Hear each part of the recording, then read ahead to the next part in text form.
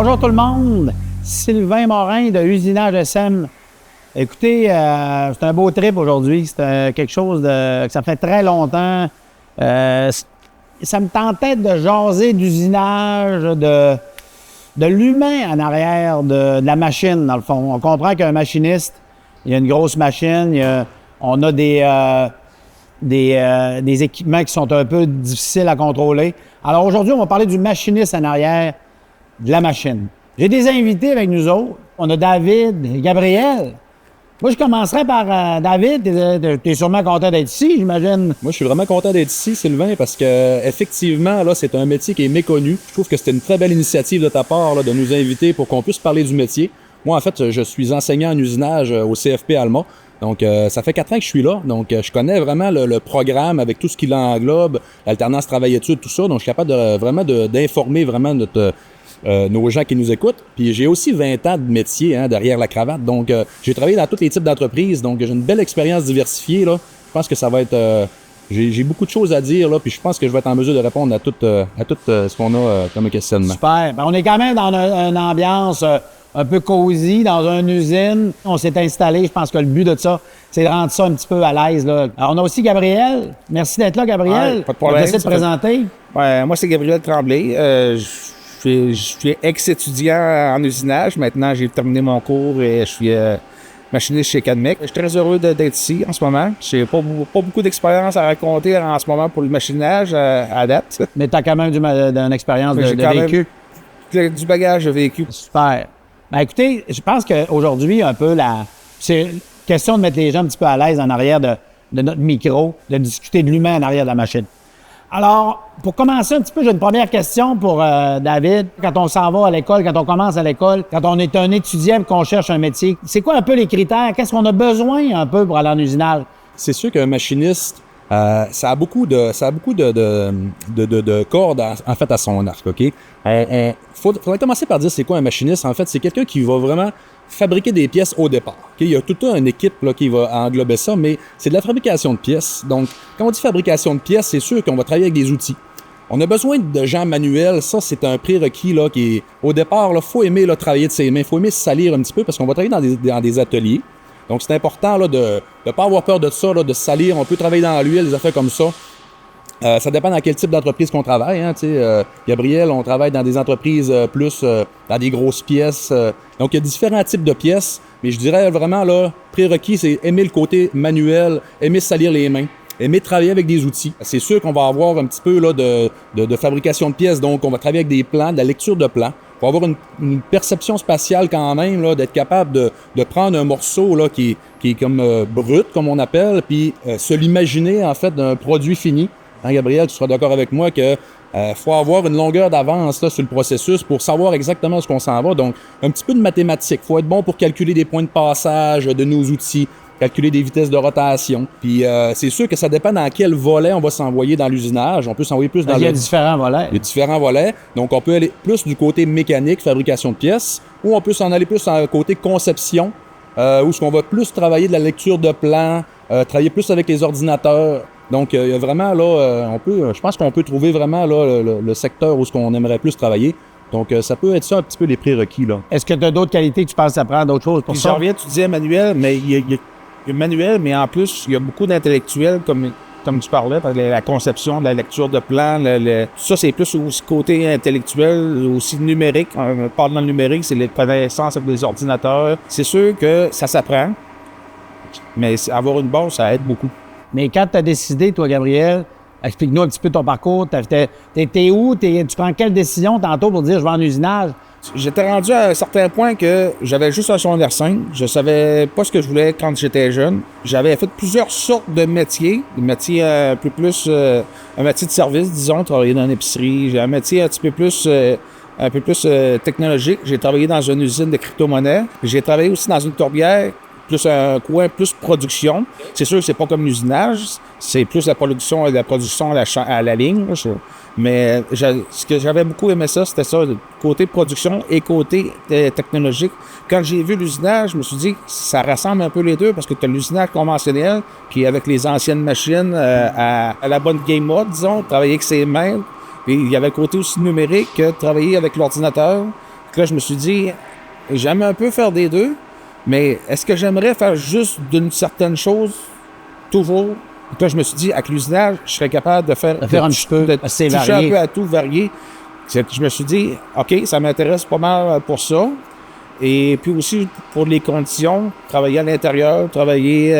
Tu veux travailler à chaleur? C'est ça, est-ce que j'ai encore le goût de travailler dehors? Durant l'hiver, là, je me disais, ça me prendrait un métier que... avoir toutes sortes de qualités que j'aimerais, style comme ça. Puis ça a comme tombé sur l'usinage. Parce qu'en plus que j'ai commencé à voir des vidéos sur YouTube d'usinage. YouTube, avec l'algorithme, il m'envoyait de plus en plus de vidéos. Je disais, OK, je commence à voir ça, j'aime ça. Qu'est-ce que j'attends? Là, j'ai fait des recherches. Finalement, j'ai trouvé qu'il y avait un cours, une formation à Alma. Chanceux, parce que moi, je suis de la Côte-Nord. Ça fait que là, il a fallu que je déménage. Là, t'es au Saguenay. Ouais, depuis 2 ans. Mais en fait, dans un certain sens, ça fait mon affaire parce que ma soeur est déjà ici. Et mes parents, eux autres, par contre, cherchaient de la Côte-Nord, mais moi, c'est quand même assez proche. Donc, moi, je me suis dit, l'usinage, ça a quand même pas mal d'allure. Puis, il y a un gros bassin d'emploi ici. Puis, on en demande des machinistes. Je ne manquerai pas d'emploi aussi. Non, tu ne manqueras pas d'emploi. Un des gros points, c'est que je ne manquerai pas d'emploi. Je vais être à temps plein. Ben, tu parles de ça, puis moi, je pense que c'est un point qui est important à soulever. Moi, je le vois, je suis entrepreneur en usinage. Puis, David, tu vas me le dire, il y a un déclin au niveau des inscriptions à l'école. Là. Tout à fait. Puis je pense vraiment que c'est parce que c'est un métier méconnu, parce que nous, on fait beaucoup de salons d'exposition, Explore Action, salon de l'AFP, de fait comme ça. Puis quand les jeunes ils passent à notre kiosque, ils ne savent pas c'est quoi l'usinage. C'est un petit peu flou, hein. Puis je pense que c'est pour ça qu'il y a un déclin. C'est parce que c'est méconnu, comme tu dis. Puis je pense que quand les jeunes ils savent qu'est-ce que c'est l'usinage, ben moi, par exemple, tellement que c'était méconnu, moi, je suis en usinage aujourd'hui, mais je ne savais pas dans quoi je m'inscrivais. Un petit peu comme toi, Gabriel. Je ne sais pas qu'est-ce que ça va être l'usinage. Quand je me suis inscrit, j'ai dit, OK, c'est de la fabrication de pièces. Et j'ai vu où ce que ça pouvait m'amener en termes de, oui, on fabrique des pièces, mais on répare des pièces. Et je me suis rendu compte que c'est tellement pratique dans la vie de tous les jours, c'est de réparer ces systèmes mécaniques à la maison. J'en ai vu qui se sont fabriqués... Ça veut dire que ça peut te servir à d'autres choses. Qui se sont fabriqués des mobylettes en moteur. Ils ont tous fabriqué les composantes au complet. Ça n'a pas de limite à ce qu'un machiniste ça peut faire. C'est la connaissance des outils. Je suis devenu là, même une référence. Là, des fois, là, quand on a des questions, la famille veut fabriquer des choses, réparer des choses. On devient vraiment là, on devient un maître des projets. Il faut comprendre que l'usinage, c'est important de le mentionner. Là. Tout ce qui bouge, tout ce qui est mobile, tout ce qui roule, tout ce qui tourne, c'est fabriqué par un machiniste. C'est peut-être pas juste au Saguenay, mais ça peut être fabriqué à l'extérieur. Mais on s'entend que c'est quelque chose d'important à mentionner. Puis ça, juste faire une parenthèse, je vais revenir un petit peu sur ce que vous dites. Puis moi, en tant qu'entrepreneur, ce que je trouve un petit peu déplorable en ce moment, si on regarde, c'est que souvent, dans le monde de la fabrication, le métier de machiniste est un peu, je dirais, il a été laissé aller avec les années. Mais il faut comprendre, depuis le temps de la guerre, le machinage, c'est pas d'hier, ça date de longtemps. Puis dans l'armement, puis on le sait que mais présentement, dans l'armement, on a besoin, il va y avoir beaucoup de choses qui vont se fabriquer. Fait que on peut comprendre, il y a énormément à faire au niveau de l'usinage. Puis c'est un métier, on le disait des minerais dans le temps, on disait des minerais des gens, c'était un métier qui était valorisant, quelqu'un qui était minerai. Mais aujourd'hui, machiniste, c'est quoi un machiniste? Ben, ça fabrique. Quand vous ouvrez votre petite boîte, là, puis vous regardez votre pièce qui arrive chez Amazon, là, puis que c'est une pièce qui tourne, ben, dites-vous que c'est un machiniste qui l'a fait. Fait que c'est pour ça un peu que souvent c'est moins évident. On dit machiniste, c'est quoi? Moi, souvent dans le métier, c'est un sculpteur de pièces d'acier. Hein, on se comprend. Puis à l'arrière de ça, ben, ce que tu veux rajouter, vas-y par rapport à ça. Ça, machiniste, tu regardes ça comme comparaison. Hein. Ébéniste, est-ce que c'est un peu machiniste, un peu? C'est un sculpteur de bois. Les ébénistes du métal. C'est un ébéniste du métal, mais exactement. Par contre, le problème, c'est que les gens connaissent plus l'ébénisterie que le machinage. Parce que c'est la même chose. Parce que souvent, c'est dans la pièce. Hein? C'est ça qui est... Souvent, tu vas voir la pièce qui a été usinée est cachée, souvent. On le voit peut-être moins un petit peu. Oui, il y a ça peut-être que... Fait que c'est un critère important. Puis tantôt, un exemple, David, en ce moment, on peut avoir combien d'inscriptions? Moi, je sais qu'en 2000, quand je me suis inscrit, il y avait 3 cohortes d'à peu près 20 élèves. C'était majeur. Aujourd'hui, ça peut être quoi une inscription annuelle? Aujourd'hui, on peut en avoir de 15 à 18. On a une possibilité d'un cours d'à peu près 20 à 22 élèves sans problème. Mais on a toujours de la place. C'est toujours un 18 élèves. C'est sûr qu'il y aurait de la place pour avoir beaucoup plus d'élèves que ça. On en demande le plus possible. Il y a des demandes exactes. Dans l'industrie, comme tu as dit tantôt, on en demande tellement. Donc, c'est un métier qui est... Tout le placement, c'est du 100%. Tout le placement est 100%. Puis, en alternance travail-études, c'est à partir du jour quasiment 1. Il y a des élèves qui sont déjà jumelés à leurs entreprises avant d'arriver en usinage. Donc, Quand on s'inscrit en usinage, on devient un travailleur dès le début. On est en alternance travail-études, donc on plonge l'élève rapidement. Gabriel, tu l'as vécu, toi, ton parcours. Oui. Donc, rapidement, l'élève est plongé dans l'industrie, est capable de voir tout de suite s'il aime ça, parce que c'est tellement vague. Est-ce que ça fait un machiniste? On peut venir l'essayer, puis tout de suite, on est plongé dans l'entreprise. On peut faire des tests, là. T'es pas sûr si t'aimes ça. Tu peux faire des exemples. Normalement, quand tu t'inscris, Sylvain, là, t'es là pour rester. Tous les étudiants, là, ils partent sur une pente positive. Ça, il y a personne qui goûte à ça puis qui font ah non, ça m'intéresse pas. Au contraire, c'est juste parce que c'est méconnu. Dès qu'on y goûte, là, c'est sûr qu'on est accroché. Ça, on va où pour ça? On va à l'école, on s'inscrit à Alma, tout dépendamment dans quel secteur du Québec, mais... Nous autres, on est régionalisés. Saguenay-Lac-Saint-Jean, il y a juste à Alma, au CFP Alma, qu'on donne l'usinage, donc on n'a pas le choix. Donc, peu importe la région dans laquelle tu es, tu viens de faire ton cours à Alma, puis tu peux travailler dans l'entreprise qui est proche de chez toi. Donc, nous autres, on s'occupe d'envoyer les élèves là, dans la bonne entreprise qui est proche de l'élève. Parce que nous, dans notre cohorte, on avait un étudiant qui venait de Sept-Îles. Sept-Îles? Donc, lui, il avait son entreprise à Sept-Îles. Ah ouais, OK. Il y en a de partout au haut du lac, même dans le nord, tranquillement, ça commence à se développer. Donc, faut venir à Alma faire ses cours, on n'a pas le choix. On est très accommodant sur, des fois, les covoiturages, les transports. Donc, faut pas avoir peur, des fois, de faire un petit peu de voyageage, on n'a pas le choix. Parce que aussi, je pense qu'il y avait pas des bourses, mais il y avait des aides au CFP Alma, je parle. Il y a des aides pour l'essence, le kit, pour les personnes qui habitent à plus de certains kilomètres. Là, toi, là, exemple, tu parles d'aide financière, quand on décide de devenir machiniste, là, souvent, la problématique qu'on a quand on fait suivre un cours, c'est le financier. Ben, on fait comment? Fait que là, il y a des aides par rapport à ça. Toi, tu as fait quoi, un exemple? Comment? Ben, moi, en tant que tel, j'ai pas eu besoin d'aide parce que avant d'aller à l'école, je m'étais fait un magot, un pot d'argent. Mais sinon, pour le coude, on a eu le coude qui nous donnait un montant à chaque une paye en tant que tel. Ça simulait une paye en entreprise. Depuis plusieurs années, on a le financement à coude pour les élèves. Donc, il y a tellement, je pense, de demandes en usinage que je pense que le gouvernement et ses partenaires, donc, ils accordent des financements en usinage pour encourager les inscriptions, encourager la rétention des élèves. Donc, les élèves sont rémunérés là, pour venir en usinage. Donc, on est chanceux. Ça fait plusieurs années qu'on l'a. Puis Gabriel, c'en était un qui a été rémunéré pendant ses 1800 heures de formation. Okay. Donc, environ 1 an et demi, ça va vite. Ça va vite. Puis, on a à peu près 35%, vu qu'on est en alternance travail-études, 35% du programme qui est en entreprise. Donc, 5 fois, là, les élèves ils vont en entreprise pratiquer les compétences. Puis, on est rémunéré tout ce temps-là. Autant à l'école qu'en entreprise. Donc, c'est vraiment là, aidant pour les élèves. Ça veut dire que si on fait le processus, là, tu fais un job que tu n'aimes pas en ce moment, tu es tanné, tu te dis, je veux lâcher ça, tu es capable de dire, bon, parfait, je vais aller, tu veux t'inscrire à un programme, que l'employeur va te verser un salaire que tu sais que tu vas aller travailler là par la suite, puis l'employeur a une aide financière avec le programme COUD. Exactement. C'est une subvention qu'on a allant jusqu'à 25 000 $ pour l'élève et pour l'entreprise. En fait, c'est l'entreprise qui rémunère l'élève. Ça permet de se garder la tête au-dessus de l'eau. Oui, parce que sinon, tu fais des heures, tu fais parce que la formation, c'est quoi? C'est une trentaine d'heures par semaine? 30 heures semaine. Exactement. C'est 30 heures par semaine, ça dure 1800 heures, donc à peu près 1 an et demi. Donc, c'est quand même assez là, rapide. Donc, c'est une formation qui est en accéléré, alternance travail-études. On se plonge rapidement dans le marché du travail. On devient un travailleur. T'es direct dans l'usine en partant quasiment. Oui. Quand on s'inscrit là, en usinage, à partir du jour 1, on devient un travailleur rémunéré, on a notre paye. Donc, faut être prêt. Là. Ça commence quand même assez rapidement. C'est du stock. C'est du stock. Puis là, toi, tu fais le métier de machiniste aujourd'hui. Tu es rendu chez Canmec. Oui.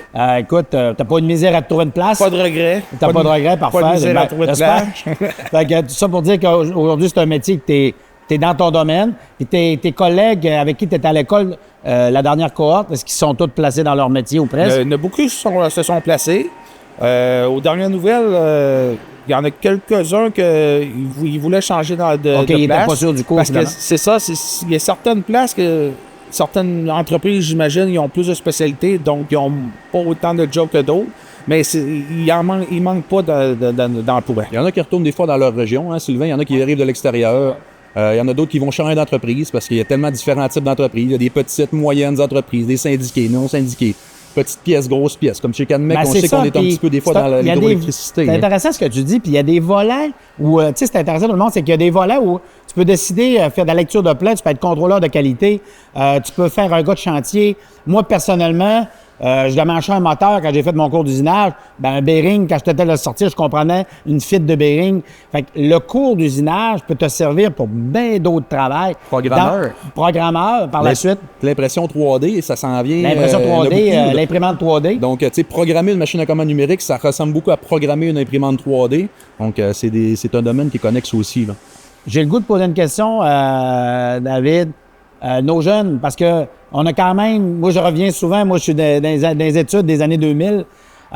Aujourd'hui, ben même moi en tant qu'entrepreneur, aujourd'hui en usinage, ben je me dois de m'adapter aux nouvelles générations.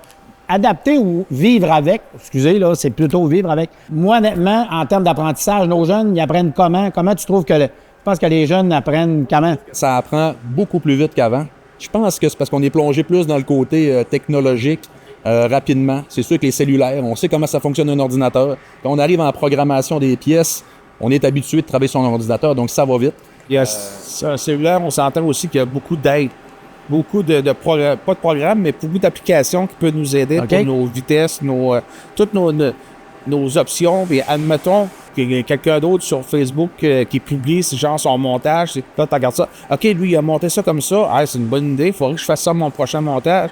Il y a tellement d'informations là, que tu peux pas tant que tu as l'Internet, tu peux pas être mal pris. Puis même l'intelligence artificielle, tranquillement, pour la programmation, ça devient une aide. Mais je pense que, Sylvain, tu seras d'accord avec moi que ça remplacera jamais un bon vieux machiniste. Le cerveau derrière l'opération. C'est quand même important de le mentionner. L'intelligence artificielle peut faire peur un peu à tous les niveaux. On se dit, ah mon Dieu, même je connais des métiers aujourd'hui qui sont à l'école puis qui se disent, mon Dieu, je vais-tu faire ce travail-là tantôt parce que l'intelligence artificielle va me remplacer. Au niveau de l'usinage, je pense qu'on aura toujours besoin d'un humain en arrière de la machine. Déjà, on s'entend qu'il y a des machines, ça fait longtemps qu'il y a déjà des robots qui existent, mais par contre, on aura toujours besoin d'un humain en arrière qui programme. Ça peut être conventionnel, ça peut être numérique.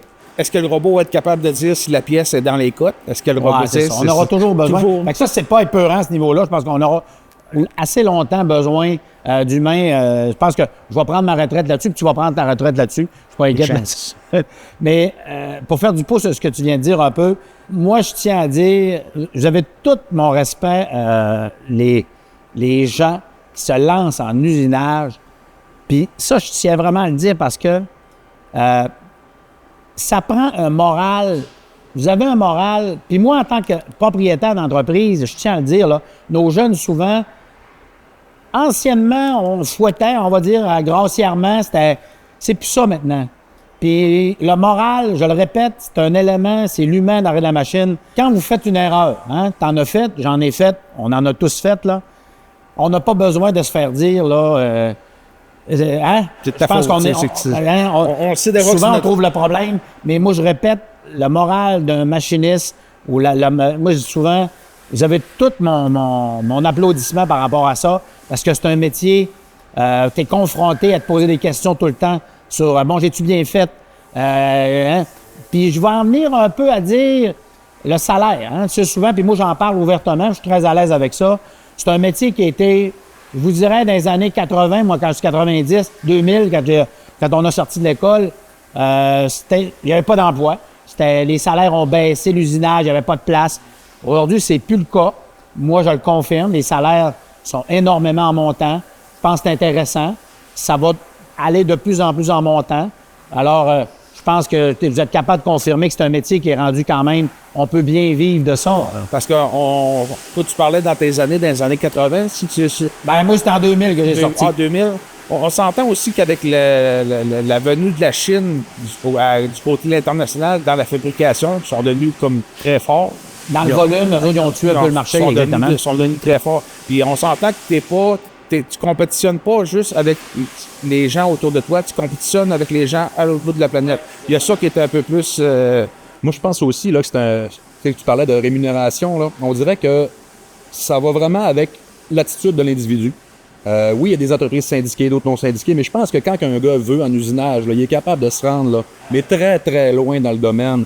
Écoute, j'en ai vu là que quand Gabriel c'en était un, il est allé en auto-formation, il était toujours en train d'aller en avant de la matière qu'on donnait au CFP. Donc c'est quelqu'un là qui est capable de passer par-dessus là bien des affaires. Puis moi je pense que quand tu as cette flamme-là de l'usinage, parce que ça se cultive. C'est détester rien faire. C'est ça le truc. C'est quand tu regardes pas l'horloge, tout ça, gars, ça se remarque, les entreprises, ils le remarquent, puis je pense que la rémunération vient avec. Ben, la rémunération vient avec, puis gars, moi, sans le dire, maintenant, aujourd'hui, tu as des gens qui vont gagner jusqu'à 40$ de l'heure, 38$ de l'heure comme machiniste. On gagne très, très bien ton métier. Tu as des étudiants qui ont le programme coûte, qui ont du 25$ de l'heure, qui vont à l'école. À l'école. Qui sont payés. Moi, je trouve ça formidable. C'est une belle aide. Pourquoi ça? Pourquoi que maintenant, c'est ça? C'est qu'on a une problématique majeure. Puis, je tiens à faire peut-être une petite parenthèse là-dessus. Présentement, moi, c'est mon opinion à moi, Sylvain Morin d'Usinage SM, c'est qu'il y a un mur au niveau de l'usinage. Il y a plein de retraités qui s'en vont. Il y a des endroits où les investissements sont peut-être moins là au niveau des shops, mais de plus en plus, on investit. Alors, si on ne fait pas rien au niveau de l'usinage tantôt, bien, tout va se faire à l'extérieur, en Chine, etc. Alors, ça va faire quoi dans la région? Ça va être un clash majeur. Alors, on veut pas ça. Alors, c'est pour ça un peu que le podcast existe. J'ai remarqué aussi beaucoup un peu que les entreprises font venir des personnes de l'extérieur aussi. Oui, l'immigration au niveau des employés. Tellement qu'on manque d'employés, là, on est rendu à ce point-là. Bien, c'est ça, il y a beaucoup d'immigrants quand même au niveau des employés. Ça, c'est un autre volet, il a fallu aller chercher des personnes externes. Puis ces personnes-là, est-ce qu'ils sont formés des fois, ils ne sont pas toujours formés de la manière qu'on pense, donc ils ont certaines manières, j'imagine, de travailler. Oui, exactement, qui sont différentes. Donc, est-ce que ça serait mieux de former ici au Québec de notre manière qu'on de leur donner peut-être une formation différente. Mais c'est sûr que l'entreprise le fait. C'est sûr que ça, c'est un autre point. Hein. Souvent, en entreprise, on dit qu'on forme. Mais est-ce qu'on a le temps de former les gens en entreprise? C'est l'alignement qu'on essaie de prendre le plus possible, d'impliquer les entreprises dans la formation des élèves. C'est ça l'alternance travail-études, en fait, d'aller continuer la pratique des compétences. C'est ça. Une des choses positives, c'est que les entreprises peuvent leur donner un feedback à eux. Hey, on aimerait ça que vos étudiants savent plus faire un peu de ces choses-là, parce qu'on a beaucoup dans la région. L'adaptation. Ils ont certains types de machines ou certaines marques. Et en plus, nous autres, on est une nouvelle équipe au centre de formation professionnelle. On est des machinistes. Oui, on est des enseignants en apprentissage, mais à la base, on est des machinistes de métier. Donc, on a beaucoup adapté le programme. On s'est adapté à la réalité du marché du travail. Ça, vous avez refait une cure de technologie. Un rajeunissement. Une grosse cure de rajeunissement. Donc, on donne vraiment ce qui est à jour. Là, si tu veux mal parler de tes professeurs, c'est le temps, là. Oui. On va se garder une petite... Non, j'ai rien à dire. Non, mais c'est un bon programme. Ben, moi, pour l'avoir vécu, moi qui ai aussi intégré des jeunes qui sont rentrés chez nous, qui ont été formés. J'ai vécu aussi des formations qui étaient des formations où j'ai formé des gens carrément qui n'avaient aucune formation en usinage. C'est plus difficile, c'est plus long, on le sent, mais moi, je le vois vraiment quand quelqu'un sort de l'école Alma ou en formation, ça donne un meilleur résultat. Moi, je le constate carrément. Puis, on peut aller où en usinage? Bien, on forme des gens différents, hein, parce que l'alternance travail-études, qu'est-ce que ça fait? C'est qu'on a une expérience du marché du travail. Avant, comment ça fonctionnait, c'est qu'on passait toute notre formation. À la fin de la formation, on allait faire un petit stage de quelques semaines. Puis là, on était lancé dans la fosse aux lions, comme on dit. Hein. Tu le voyais sûrement, hein, quand les étudiants arrivaient, il manquait un petit peu d'expérience, je pense, en industrie. Donc, oui, il y a des bienfaits à l'alternance travail-études. Il y a des pour et des contre, mais je pense que les pour l'emportent sur les contre pour l'expérience en industrie. On arrive sur le marché du travail, on est opérationnel au jour 1 après notre formation. On le voit avec Gabriel, il arrive chez Cadmec à son jour 1, il est opérationnel, il est déjà intégré dans son entreprise. Des fois, j'ai encore un petit peu besoin d'aide de temps en temps. Mais ben, ça, c'est ta vie, ça. Ça, c'est ta vie. Puis quand tu vas commencer à être bon, tu vas changer un peu de place. C'est moi qui vais donner l'aide aussi. Mais ça, c'est un volet quand même qui est important. Puis on va parler d'intégration. Moi, je pense que c'est quelque chose de... Puis toi, tu as des amis qui sont un peu dans différentes usines. Souvent, dans un endroit, les gens peuvent penser que finalement, ça ressemble à ça l'usinage, parce que là, je vais dire, c'est une shop d'usinage qui est tout croche. Ben, il y a d'autres shops d'usinage. Si tu peux aimer ton métier, mais l'endroit où le monsieur qui t'a engagé, ça fait pas, mais il y a d'autres places. Tu sais, c'est un peu ça le message que je veux lancer aussi. On a toutes les sortes, là. C'est pas l'embarras du choix qui manque, là. Si tu veux une shop, admettons, qui veut être de super précision, super propre, peut-être plus aller dans l'aéronautique. Exactement. Si exactement. Tu as des critères différents. Tu as l'aéronautique, tu as le volet qui est un peu, ce qu'on appelle nous chez nous, Bing Bang, qui est un peu plus rough. L'installation, ces choses-là, plus précis.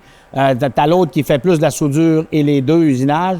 Nous autres, Sylvain, là, c'est important. On le fait, ce travail-là, un petit peu. On a une compétence de métier formation au début. Donc, j'essaie d'aligner le plus possible le type d'individu avec le type de travail qu'il va aimer faire dans sa carrière. Parce qu'on essaie de faire un bon match dès le début. Il y en a qui sont plus manuels, il y en a qui sont plus intello, il y en a qui aiment plus les ordinateurs. Ça fait comme ça. Donc, on dirige vraiment là Je pense qu'on fait un bon travail là-dessus. On s'assure d'avoir un bon match entre l'élève et son entreprise pour avoir une belle expérience. Je pense que c'est le plus important, hein, que ça se passe bien dans nos premières semaines sur le marché du Puis travail. de bien se connaître, hein.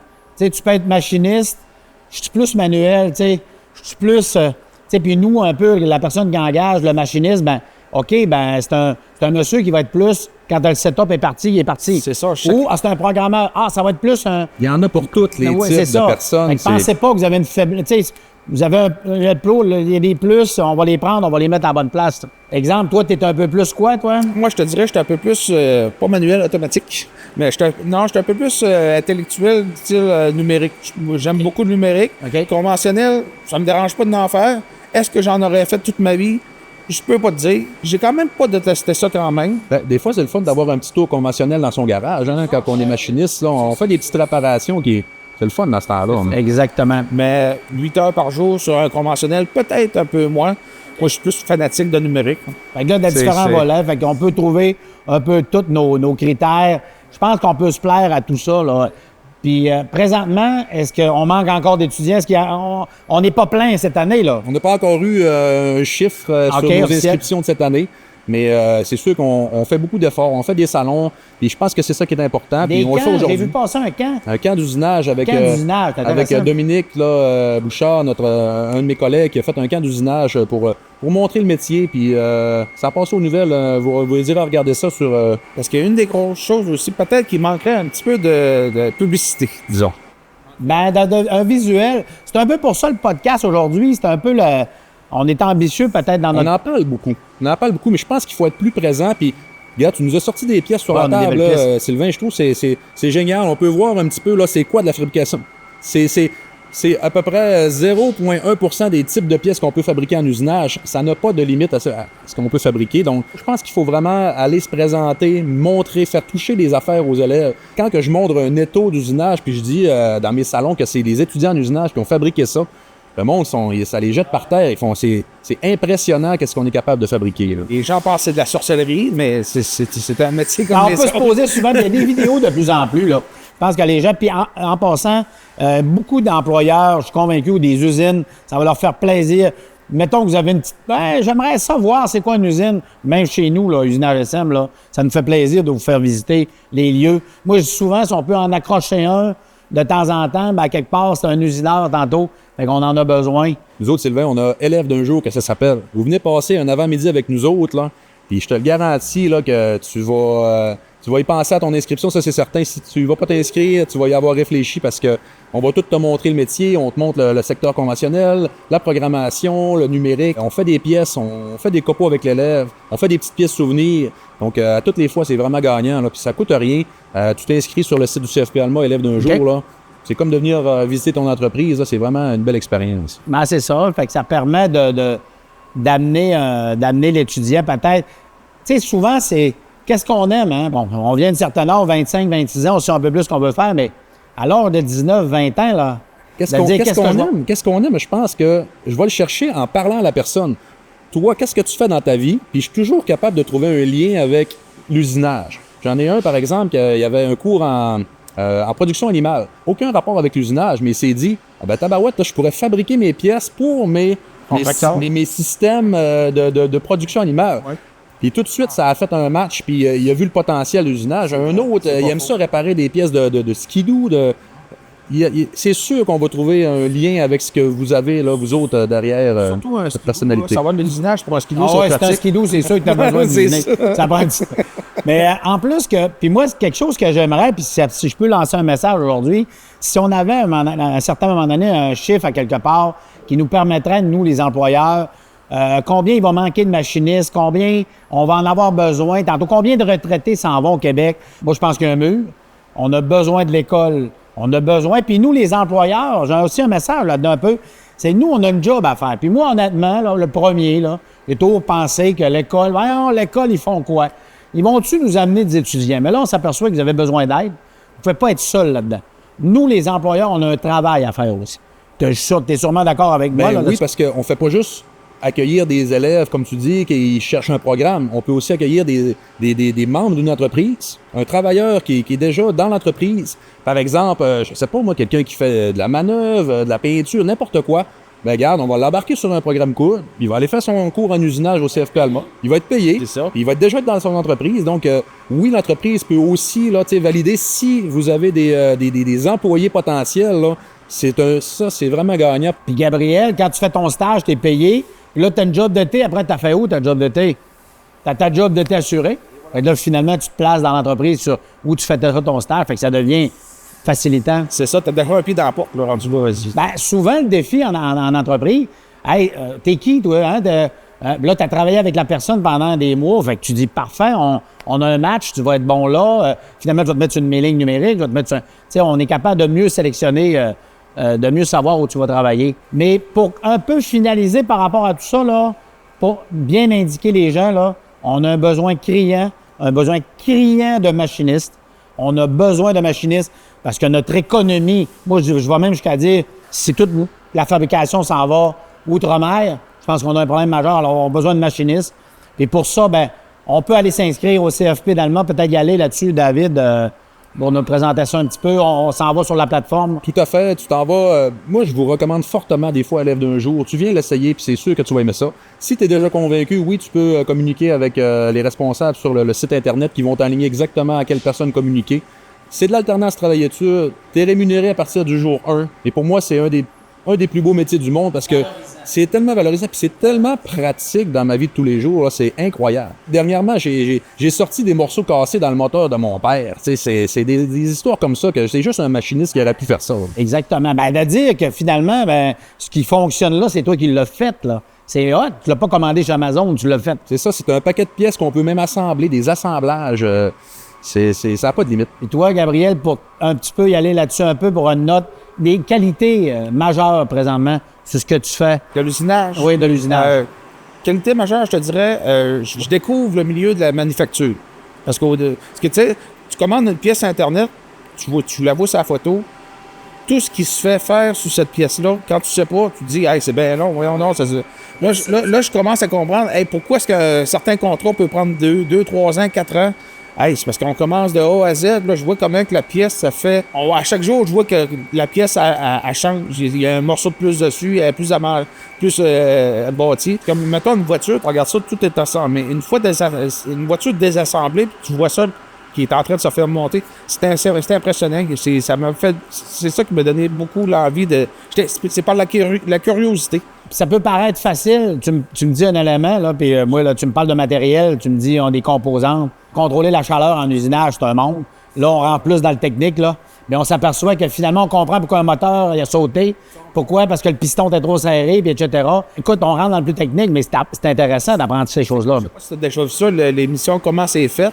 Puis j'aimais beaucoup ça, cette émission-là, parce que je voyais les procédés, puis l'usinage, c'est une grosse partie de ça. Oui. La manufacture des pièces, le montage, là, ça m'a beaucoup... c'est ça qui m'a attiré beaucoup. C'est un travail d'équipe. Hein? On travaille avec des équipes de soudeurs, des contremaîtres, des dessinateurs, des programmeurs. On est une équipe multidisciplinaire. On n'est pas tout seul dans son coin à usiner des pièces. Donc, oui, tu nous disais tantôt, un prérequis, le travail d'équipe, hein, de parler avec différents acteurs pour monter un projet. Toi, tu l'usines, l'autre, il l'assemble, l'autre, il l'a soudé. Les affaires comme ça. C'est un travail d'équipe. Moi, je pense que là-dessus, j'aime le côté, parce qu'on s'entend que le podcast, c'est beaucoup sur l'humain en arrière de la machine, l'humain en arrière, le machiniste qui est la petite bébite en arrière de ça. Mais ça, le travail d'équipe, que tu sois en machinant, en construction, je pense que c'est important. Mais je pense que tous les corps de métier, tu sais, souvent quand on voit un chantier, on va voir une usine se construire, ben tu as eu un soudeur, tu as eu un métallurgiste, tu as eu finalement un gars de construction. Le petit bout de plate du machinage, c'est qu'on le voit pas, il est en dedans. Souvent, tu vas voir une bâtisse en construction, ah mon Dieu que c'est beau. Hein? On la voit. Nous autres, ça fonctionne, on fait tourner la patente. Tout ce qui tourne en usinage, on est là. Puis je pense que c'est important de le mentionner. Puis on a besoin de machinistes. C'est ça le message aujourd'hui. Je pense que c'est un beau métier. On a des gens ici passionnés. Moi, je suis passionné. Qu'est-ce qu'on peut dire de plus à part dire venez vous inscrire en usinage? Je pense que c'est un peu ça le message. Comment tu as trouvé ça? Comment tu trouves ça? Pas trop stressant aujourd'hui? Un petit peu, là, mais... Ouais, un petit peu, ça a bien été, je pense. Moi, je suis content. T'es quand même bon animateur. Ah, tu nous fais je sais que tu as fait mais tu fais bien ça en passant. Parce que des étudiants, j'en ai demandé plusieurs. J'en ai eu un sur toute la gang qui a dit oui. Fait que finalement, ça prend quelqu'un qui. Ouais. Mais on était étudiant machiniste, on n'était pas étudiant acteur. Mais en même temps, tes amis vont te remercier d'avoir été là parce que tu as fait un message pour eux. C'est important de le mentionner. Puis toi, Sylvain, je veux te remercier aussi parce que ton implication, là, c'est quand même assez incroyable. Tu présentes ton entreprise, mais pas juste ça, tu présentes le métier de machiniste, tu t'assures de la relève dans le métier. Puis ça, c'est tout à ton honneur. Merci, je le prends là-dessus. Puis merci à toi d'être impliqué au niveau des élèves. Puis je pense que sur cette finale, merci à tous. Alors, il y a sûrement des gens qui vont prendre des petits bouts de notre podcast. Si on a réussi à aller chercher d'extraordinaire dans vos yeux, allez cliquer, allez voir, venez faire des essais, venez faire des inscriptions d'un jour. Le métier, on a besoin de machinistes bien rémunérés. On est à chaleur. Puis un autre critère, le fonds de pension, ça va être long. Je pense que finalement, on va prendre notre retraite un peu tard parce que on pense que le coût de la vie aujourd'hui. Alors, la beauté du métier de machiniste, vous allez être à chaleur, puis vous allez être sur un beau tapis de robeur avec une gang extraordinaire. Alors, venez vous inscrire. On a besoin de vous autres, puis merci à tous. On est très contents d'avoir communiqué. Merci d'avoir été là. Sylvain. Merci de votre bénévolat.